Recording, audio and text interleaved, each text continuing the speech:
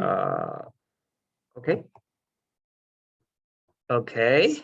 Good morning, good afternoon, good evening, everyone. Welcome to this week's webinar. Today with our speaker, Andrew Shaughnessy. Sorry, Andrew. I'm a little stumbled to pronounce your family name. Speaking with us from Penn State. So Andrew has done a lot of interesting work in the hydrogeochemistry topic. Applying machine learning. Actually, it's quite interesting work.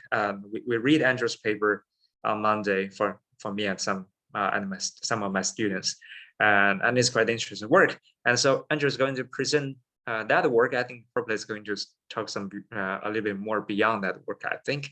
So with that, I will give the rest of Andrew. Great, thank you so much. Yes, today I'm going to be talking a little bit on the work that we did. I kind of split the talk into two sections. So it'll be some of the work we've published last year, and then it'll be some new work that we're just starting to, work our way through. And so with that, I'm going to be talking about pyrite oxidation and how we can use some data-driven modeling techniques to investigate pyrite oxidation across different spatial scales. So I always like to start out by talking about why we're interested in pyrite and what we can learn from pyrite. So there are many different people who are interested in understanding pyrite oxidation. One of them being for environmental reasons, being that pyrite oxidation is the main reaction producing acid mine drainage. So in order to better remediate environmental or mining hazards, we need a better understanding of the pyrite oxidation mechanism. Additionally, geologists are interested in pyrite oxidation because of its implications for rock weathering. So I think that many people are familiar with the silicate weathering feedback, but recently that picture has been more complicated by pyrite oxidation dissolving carbonate minerals and releasing CO2 over geologically relevant timescales. So over here, there's a plot showing the CO2 release from pyrite oxidation over glacial interglacial periods. And then lastly, there's a group, Earth historians are interested in an understanding of pyrite oxidation in order to understand and recreate Earth's oxygen history. And so the idea being that we can take oxygen from the atmosphere, oxidize the iron sulfide, producing sulfate, and that produced sulfate might have an isotopic signal that can be used to trace atmospheric processes. And so again, there's this holistic idea that we're interested in a better understanding of pyrite oxidation. One thing that's particularly interesting with pyrite is that the reaction mechanism or the rate limiting step for pyrite oxidation changes across spatial scales. And so this is some work by Jin Gu in our lab group that has looked at pyrite oxidation from grain scale to landscape scale. And so when we're looking at grains, we're seeing that oxidation is limited by diffusion of oxygen to the grain. As we get a little bit larger in scale at the class scale, oxidation is limited by fracturing. At the borehole and landscape scale, oxidation is limited by erosion rates. And so what's important here is as we get larger in spatial scale, we start to integrate new processes that become important. And so what I'm interested in is once we get to this landscape scale, as we go from small watersheds to large watersheds, do we see a change in reaction mechanism across those spatial scales? And one reason why this is important is because our understanding of the oxidation mechanism at the watershed scale is typically informed by studies on small watersheds where there's lots of data to constrain models and we can really probe the oxidation mechanism. But then that same mechanism or our same understanding is then applied to very large spatial scales when developing global models. And it's not clear whether or not there is changes in the pyrite oxidation mechanism or what controls the rate limiting step as we move from small watersheds to large global studies. And so when we develop global models or we're interested in large scale studies of pyrite oxidation, we're typically looking at stream chemistry. And one reason why we look at streams is that rivers integrate weathering processes over their entire drainage basins. And so as we look at the stream, we can get a really large scale picture of processes going on in that watershed. That same benefit of looking at streams also becomes kind of a double-edged sword in that it also is one of the main reasons that makes streams difficult to use for the same study, because there are lots of sources of solutes in the stream, not just from weathering. So for sulfate specifically, since we're interested in pyrite oxidation, sulfate can come from acid rain, it can come from gypsum dissolution, from fertilizer application, and from pyrite oxidation. And so in order to better understand or utilize stream chemistry, we need to be able to separate all these different sources of solutes in a stream. And so a typical method for separating all these different sources is to use an inverse model. And so what that involves is defining what the end member sources of the chemistry is in your system, and then applying an inverse technique to solve for the mixing proportion of each of those end members that describes your stream chemistry. And a lot of those models typically rely on two main assumptions, one being spatially homogeneous sources, meaning that the chemistry of those sources don't change across different areas in your watershed. And then another assumption is going to be temporal stability. And so what that means is that over time, you're not getting large changes in the chemistry of that source. And what we find is for sulfate specifically, both of those two assumptions are often don't hold true. And so over here, what we see is this is a plot of the concentration of sulfate in rainwater over time in central Pennsylvania. And this is a very similar trend to what we see on most of the east coast of the United States. And that is that we see a decrease in the sulfate concentration in acid rain over time as regulations have gotten better. And what becomes problematic with this is that if we want to use the measured chemistry of acid rain in an inverse problem, if we use the entirety of the time series as our constrained end member, we end up solving for a contribution of acid rain in the stream somewhere between 0 and 100%, which isn't very helpful because that's all of it. The error becomes very large. And what we've also found is that you can't use the date of your stream. Like if I'm measuring the stream in 2010, I cannot use the concentrations measured in 2010, because then you end up with contributions of acid rain of say 300%. And that's because there's a significant lag in deposition to export of acid rain in watersheds. And so you need to have some information on the lag times in order to constrain the system. And that becomes another issue when using an inverse technique. And additionally, the other assumption being that we have this spatial homogeneity in source chemistry also doesn't typically hold true with when we're talking about sulfide minerals. So many studies will utilize sulfur isotopes to investigate pyrite oxidation, because pyrite typically has a very depleted 34S signal. However, within one formation, we can have very large variations within that mineral composition of delta 34S. It's more difficult to measure and constrain across really large spatial scales, because we can be moving from integrating one formation to integrating 30 formations. And that makes it very difficult to give one value to the isotopic signature of pyrite in a watershed. And so based on these two issues, we decided to develop a machine learning model to try and figure out what the contribution of pyrite is to stream sulfate budgets. And so the basis of our model idea was that as pyrite oxidizes, it produces an acid, and that acid is going to dissolve the most reactive minerals in proximity to the pyrite.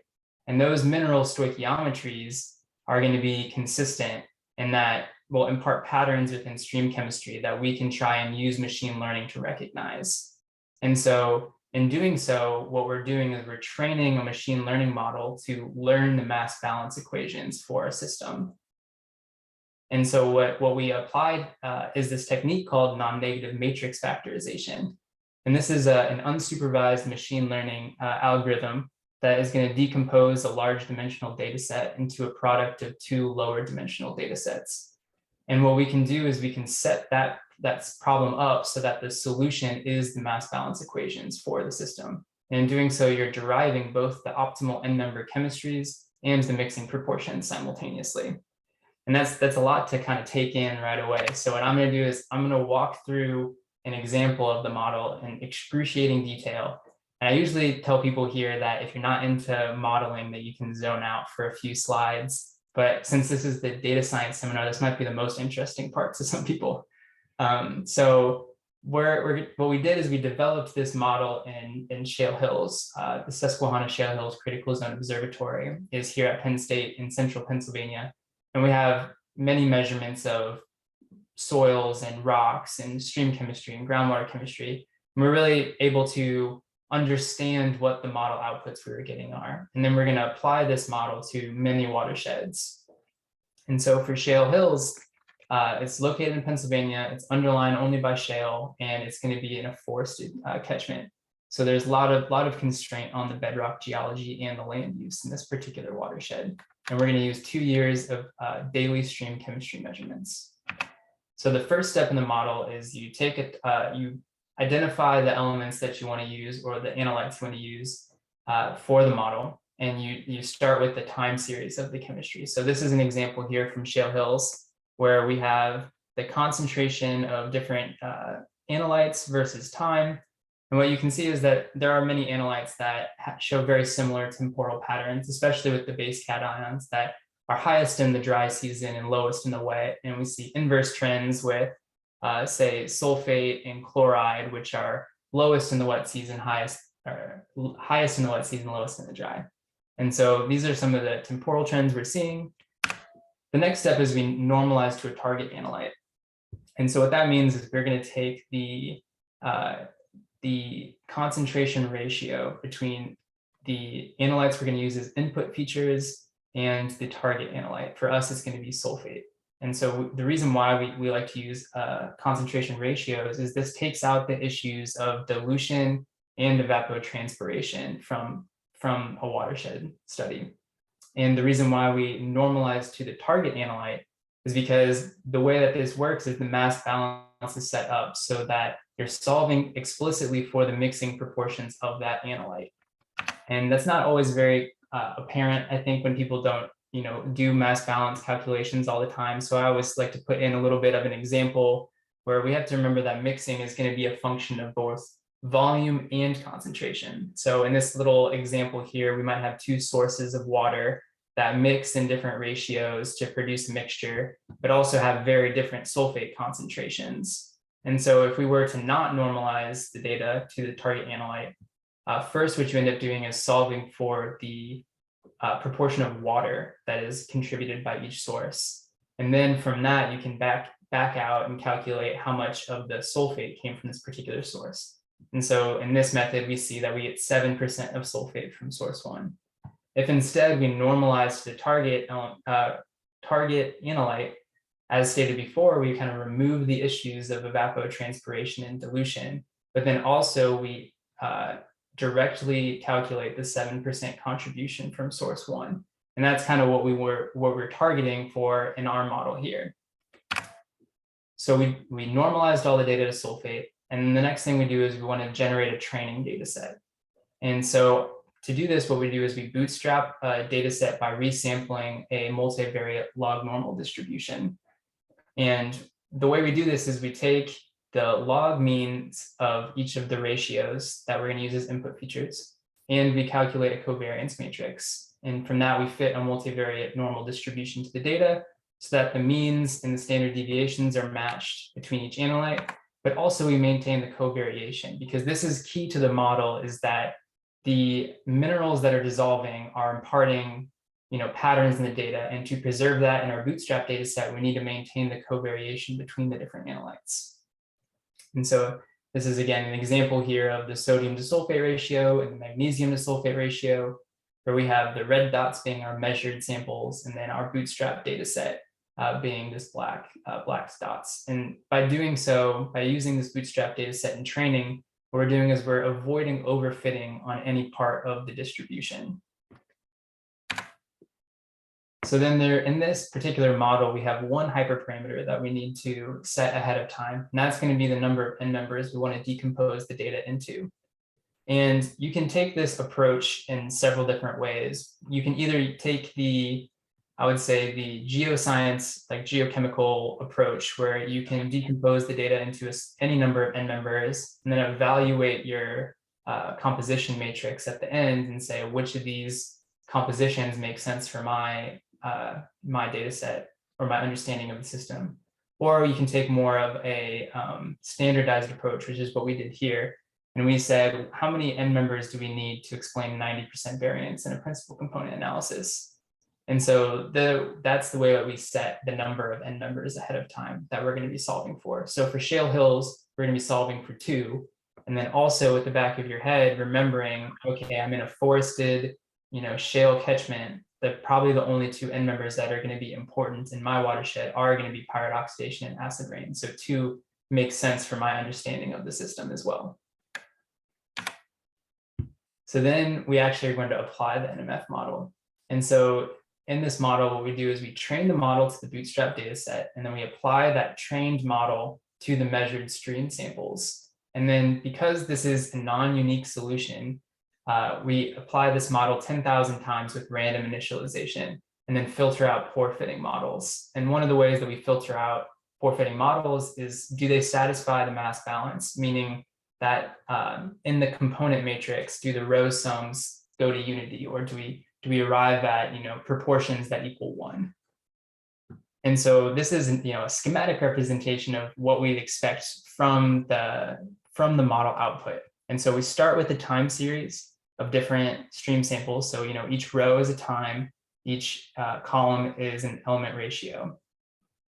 And this gets decomposed into the product of a component matrix, which I'm going to use this word throughout. So component matrix being where the rows again are time and the columns are going to be the mixing ratios of different sources. And then the product is times the composition matrix. And so here the rows are going to be which end member that we're talking about, and the columns are going to be the chemistry of those end members. And so something that's pretty key towards this method is this is a method of blind source separation. In that, unlike the typical inverse method, we're not assigning the end members ahead of time. So it's up to you as the geochemist to interpret what these end members that are derived are on the back end. And so that's summarized here. Like if you didn't, get the methodology at all and you just want one quick overview of what is this model and how is it different than what other people have done, this is kind of the summary. In a traditional mixing model, you assume an end member chemistry, you measure some stream chemistry, you apply an inversion, and you get the mixing proportions. In our method, we only measure the stream chemistry, we determine the number of end members with PCA, we apply our NMF decomposition and derive the end member chemistries and the mixing proportions. And then it's up to us to figure out what these end members physically mean in the watersheds we're looking at. And in developing this model, we've tested this with many, many synthetic data sets, so varying number of end members and varying chemistry ranges. And this is just an example here where I generated some synthetic data, given I defined 2 end member chemistries and randomly mixed them together. And then I applied our NMF decomposition. And what you can see is that on the X here is the true mixing ratios, and the Y is the modeled mixing ratios from NMF. And we essentially solved the solution very well. And again, we also recover the derived end members match the true end members also very well. And so this gives us some confidence that when we apply this to measured stream samples, that we should be able to recover the correct solutions as well. So this is kind of a condensed, shortened time series for Shale Hills. This is the actual data that comes out of our NMF model for Shale Hills, where again, we have this component matrix, which are these mixing ratios, and a composition matrix, which is the chemistry of the 2 sources in our system. And so when we think about what does this chemistry actually mean in our system, we need to kind of remove ourselves as data scientists and come back as geoscientists now and say, what would lead to chemistry looking like this in our system, or chemistry that looks like this? And so one thing that is really apparent when we're analyzing the composition matrix is that we have high calcium disulfate and magnesium disulfate in this end member, and that these 2 chemistries covary together within this end member. And this might be indicative of carbonate dissolution, because of high calcium magnesium. In our watershed, we have both calcite and anchorite, being calcium and calcium magnesium carbonate minerals. Another key feature that we notice is that in the second end member, there is a high chloride to sulfate ratio, which is not present in the other end member. And this, chloride in shale hills is almost exclusively going to come from precipitation, from rain. And so because this is an element that is really only present in rain, this might tell us that this end member could be acid rain and that this end member could be pyrite oxidation. When we look at our understanding of the mineral structure of the subsurface mineral distribution in shale hills, we see that carbonate and pyrite are co-located in the subsurface. The reaction fronts are co-located, which means that there's no pyrite above this, and there's no oxidized pyrite below this. And this is where pyrite is reacting. And this is, again, where carbonate is reacting. So since they're both found together and pyrite produces an acid, it's likely that that acid is being buffered by carbonate dissolution. And that's leading to this chemistry that we see here. And so what we're going to do is define these two end members as deep weathering along subsurface groundwater flow paths, and that the sulfate is coming from pyrite oxidation. And then this other end member here is going to be shallow weathering across this interflow, where the sulfate is coming from acid rain. And we can look at other data in the watershed in comparison to this decomposition to support our hypothesis of these two end member allocations. And so one way is to look at the sulfur isotopes. As I mentioned earlier, there is ways that you can look at sulfur isotopes and interpret different sources. For example, acid rain has delta 34S of 3 to 5 per mil. And what we see is when we have very low fractions of sulfate from the deep weathering end member, it falls within the range that we would expect for acid rain deposition. And what we also know is that at shale hills, the pyrite is very depleted with 34S, with respect to 34S. So when we have high fractions of that deep weathering sulfate, we see that those values tend to have more depleted signals than the acid rain. So that's consistent with our allocation that the first end member is deep weathering along that carbonate pyrite flow path, and that the other end member is shallow weathering where sulfate is contributed by acid rain. And additionally, given this kind of same hypothesis that pyrite and carbonate are dissolving together, what we see is when the sulfate, the pyrite-derived sulfate concentrations increase, the calcite saturation index also increases. And so what this means is that as pyrite is dissolving, you're dissolving carbonate with it. And as those two increase, the system becomes saturated with respect to calcite. And so any values above this line are you're essentially precipitating calcite in this flow path. Anything below it, you're still dissolving calcite. And so pyrite oxidation is driving calcite dissolution to equilibrium along this flow path. So now that we've convinced ourselves that we can decompose the data into its sources and that we can interpret what those end members mean given the chemistry, we can look at the time series of stream chemistry, and this is kind of the ultimate result from our NMF decomposition. So we have a time series here of sulfate versus time, where this black line is the measured values, and then the different shadings are going to be our interpretations from the NMF decomposition. And what we see is there's this seasonality where when we are in the dry season, we see high contributions of pyrite, and when we're in the wet season, we see high contributions of acid rain. And that again would make sense given our interpretation of what's going on, because only deeper flow paths are going to sustain the watershed during dry seasons. And those deep flow paths should be along the boundary where carbonate and pyrite would be dissolving together. And then another thing that we found here is that pyrite oxidation accounts for only 23% of the total sulfate budget at shale hills.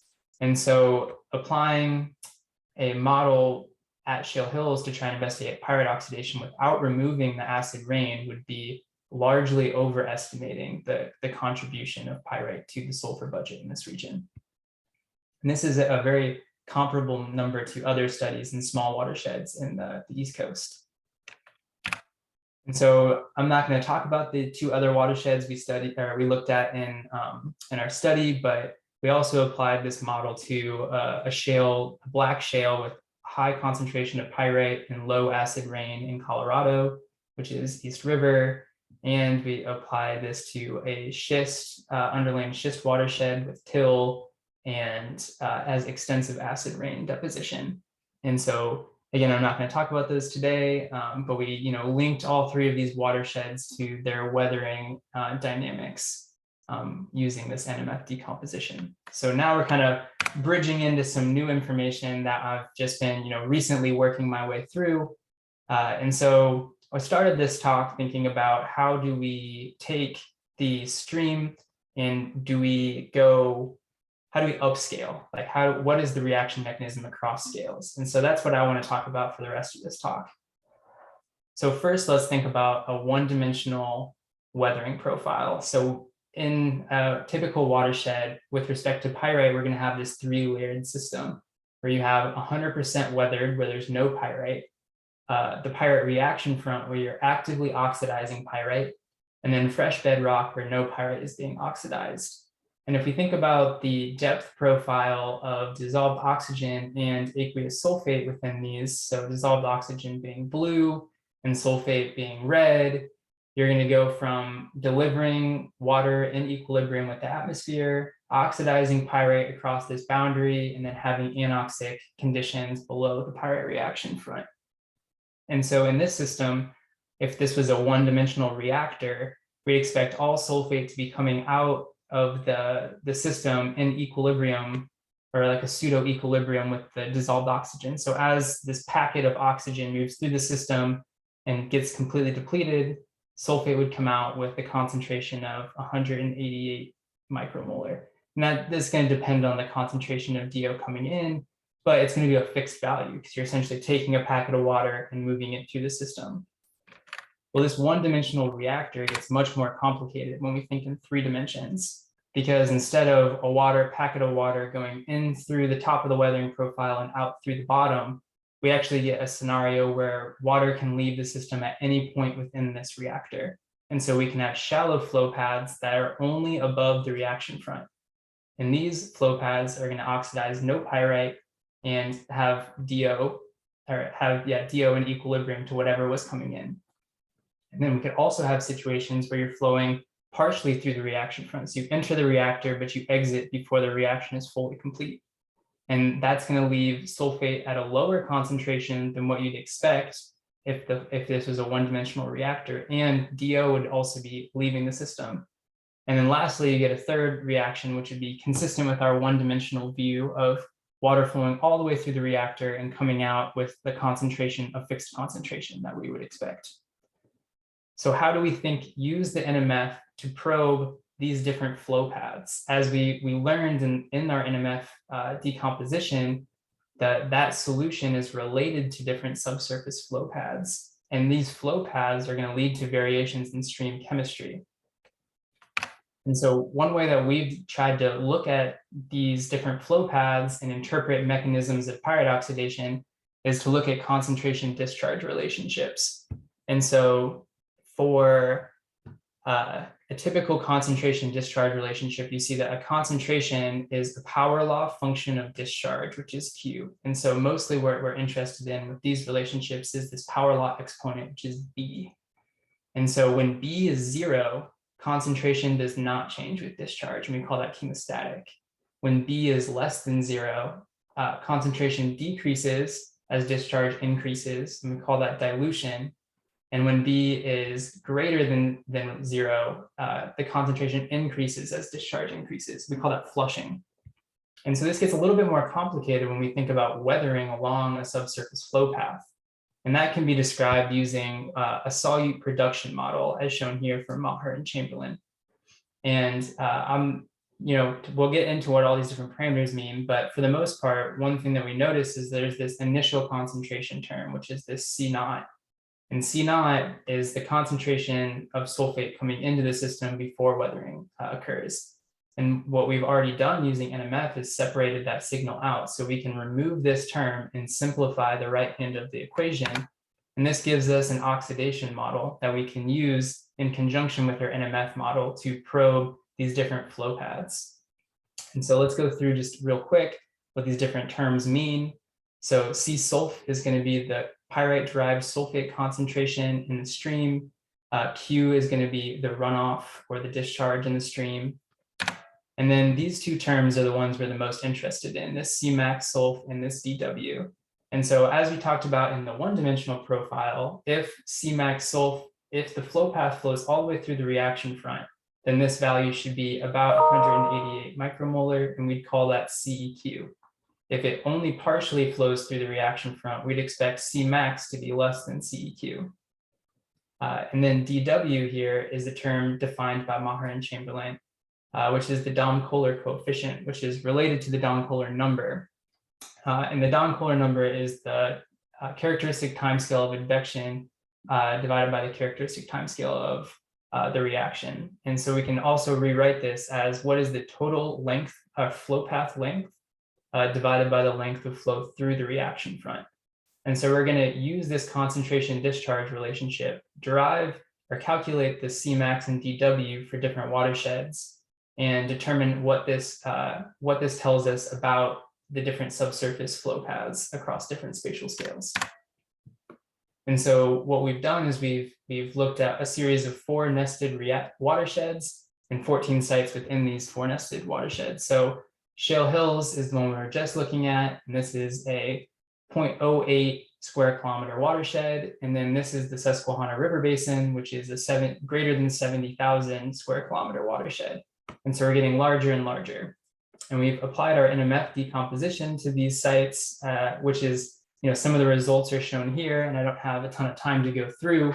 Again, we kind of showed what the different N numbers for these locations using supplemental data. We found there's generally 3 N numbers: pyrite, acid rain, and fertilizer. And this is an example of a decomposed time series for one of the sites. And what we found is that pyrite typically increases, the fraction of pyrite increases as we get larger in spatial scale, and the contributions of acid rain decrease as we get larger in spatial scale. And then as we apply our oxidation model, you can see the model fits here to all the different sites shown in the map above. And what we found is that small watersheds are chemostatic, meaning they have that B exponent of 0, and large watersheds show dilution behavior, meaning B less than 0. We also found that small watersheds tend to have Cmax less than CEQ, meaning that they're only flowing partially through the reaction front. And large watersheds show Cmax much greater than CEQ. And that was, not something we were able to readily explain with this advection of oxygen reaction. But one thing that is really problematic in the Susquehanna River Basin is that there is a large amount of coal mining that takes place in this watershed. So that's shown here in gray.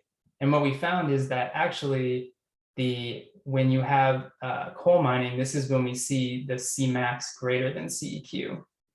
And this is going to be because as you have coal mining in a watershed, you're exhuming pyrite to the surface, and you're no longer limited by the advection of DO, and you're now limited by the reaction kinetics of pyrite. And so you can get concentrations much higher than would be expected or limited by DO advection. And so, here is a box plot showing, when the watersheds have coal, Cmax is much larger than CEQ. When the watershed doesn't have coal, it's much less than CEQ. And then again, with the traditional CQ analysis, I looked at 96 other watersheds sub-watersheds within the Susquehanna River Basin. And I found that when there's no coal, you tend to be chemostatic, meaning B of 0. And when you have coal, you tend to show dilution, which is B less than 0. And so that could be an indicator of what is limiting the reaction in these watersheds. So one thing, this is just how I'm going to wrap up the talk today with just some more initial findings that we've been looking at with this study. Is we were interested in the Susquehanna River Basin, we have this kind of compounding effect where small watersheds tend to not have coal, but large watersheds almost have to have coal. As you get larger and larger in the Susquehanna River Basin, there becomes a threshold where you can't have a watershed any larger that doesn't have coal. And that threshold kind of defines the boundary between these two reaction mechanisms.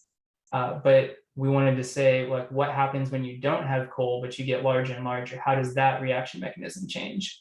And so we queried and looked for sites around the Western United States and found 291 watersheds that fit a certain selection criteria, which I can talk about later if anyone is interested. And we applied our oxidation model to these sites, and there were 109 watersheds, I believe, that didn't have coal. And what we found is, as we go from small watersheds without coal to large watersheds without coal, Cmax approaches CEQ sulf. And as we go again from small to large, we see that dA goes from greater than 1 to 1. And if we remember, dA is going to be that reaction, the total flow length divided by the flow length through the reaction front, which would mean that a dA of 1 means that they approach each other, that almost all of the flow is through the reaction front. And so this leads to a new hypothesis, which we're actively testing, which is that as you get larger in spatial scale, we start to integrate longer and deeper flow paths. And so this is one reason why little l goes to L, because the flow lengths get longer. This idea, though, isn't totally, might not totally explain the data, because oftentimes larger watersheds are summations of smaller watersheds. And so maybe the flow path stays the same, but how else could, or flow length stays the same, but how else could we get the flow length through the reaction front to equal the total flow length? And one way to do that would be to have the reaction front actually shallow to the surface. So rather than having a very deep reaction front, you end up with a very shallow reaction front as you get larger in spatial scale. And that could be another way of thinking about what this reaction mechanism is that's taking place. Are we getting longer flow paths, or are we getting shallower pyrite? And both of these could explain the trends that we're seeing in the Western United States, and something that we're actively testing with some data here again in Pennsylvania. And with that, what we learned is mostly that we can look at stream chemistry and decipher different patterns with respect to mineral dissolution, and that this unsupervised learning actually teaches us something not only about individual sources, but subsurface flow paths, and that these flow paths are really related to mineral distributions. And those same mineral distributions impart very specific concentration discharge relationships, which can then also tell us something about the oxidation mechanism across spatial scales. So in large watersheds, or in all watersheds where we find coal, we almost always see that pyrite is limited by reaction kinetics. Whereas in small natural watersheds, we see that there is this variation in reaction mechanism from small to large watershed, either related to differences in subsurface redox architecture, meaning shallower or deeper pyrite, or differences in flow path, meaning longer, shorter, shallower flows in small watershed, and deeper, longer flow paths in large watersheds. And both of these could help us to better predict pyrite oxidation on larger and larger spatial scales. And so with that, I'll open it up to any questions if anyone has anything.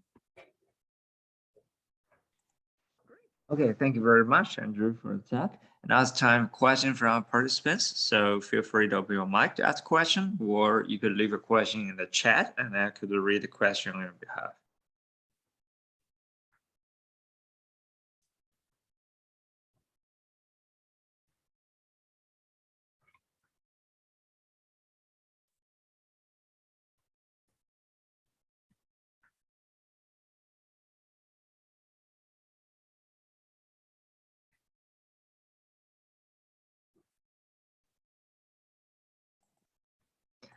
Okay, I could begin with a question. Actually, that is still related to the mixing model. So when you train the mixing model, then you generate the synthesis data sets by basically calculating the mass balance. I think in my interpretation, I say you create hundreds of that so that you could train the model. So by that, although in your paper you mentioned that it doesn't require any prior assumptions for the end members, but but to me, that it is still, when you train this model, you still need this prior assumptions of which and member that you're going to mix to begin with, so that you could train that model. So am I interpreting this right? That you still need some assumptions to begin with, so that you generate the synthetic data sets trained model before you could use this unsupervised training to tell the different mixing and members. So not necessarily. So you don't tell the model in advance anything about what the end members are going to be in the system. So instead, all you're giving the model is a time series of stream samples. And so the training data set is just going to be a smoothed out, more robust version of the stream samples, because you're sampling a distribution that mimics the stream samples, but it approximates the stream samples. So it's a way of not overfitting stream itself, but it doesn't actually impart any extra information like what are going to be the end members in there. The only information you give the model ahead of time is how many end members you want. And then it derives what the chemistry of those end members are going to be. And so we were surprised at our initial results. We would think that what we'd end up getting is a group of chemistry that is all rock weathering derived, and a group of chemistry that's related only to precipitation. So you could compare the precipitation chemistry and to the stream chemistry. And what we found is that they don't match. And it's because it's not a source. It's not deriving a source, it's deriving a flow path, a shallow flow path through the shallow subsurface. So that's rain chemistry plus weathering along that flow path that imparts that pattern. So you still, even though, like, again, we interpret this on the back end ahead of time, we don't allocate any of the information to the model. So it's still a blind source separation. Okay, thank you. Next question, please.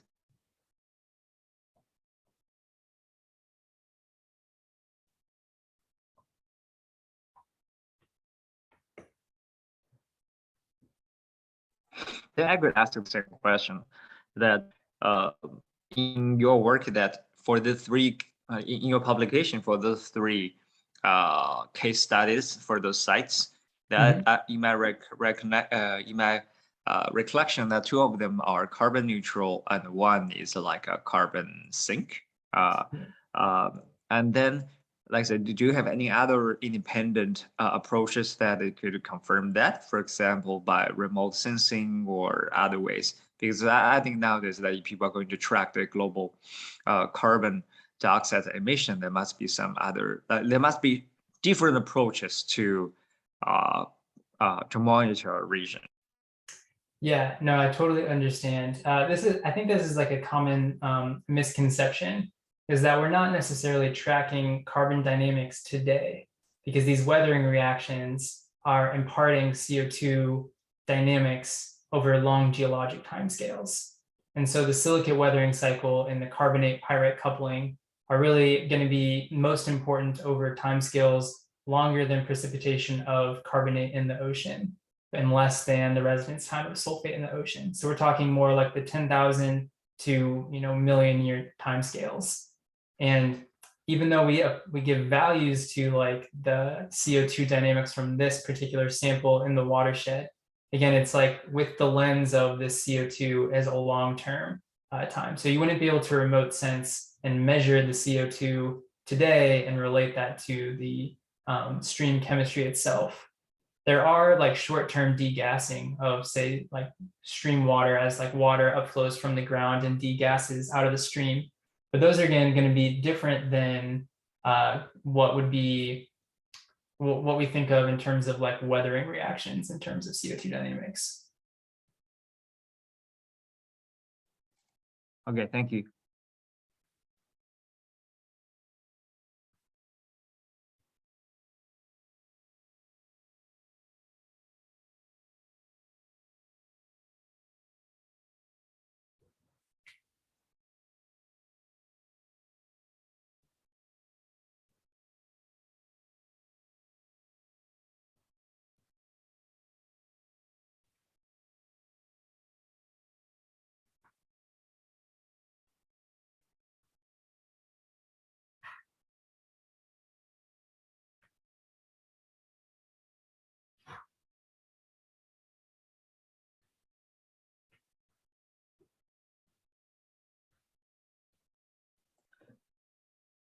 more questions? If no, then I think we could adjourn our webinar today. And thank you again, Andrew, for giving the talk. And I wish you have a very good day. And thanks everyone for your participation. Next webinar speaker will be Xiaotao Yang from Purdue University, and he's going to talk about seismology. Okay, great. Thank you very much, Andrew. Have a good day and have a good week. Bye-bye. You too.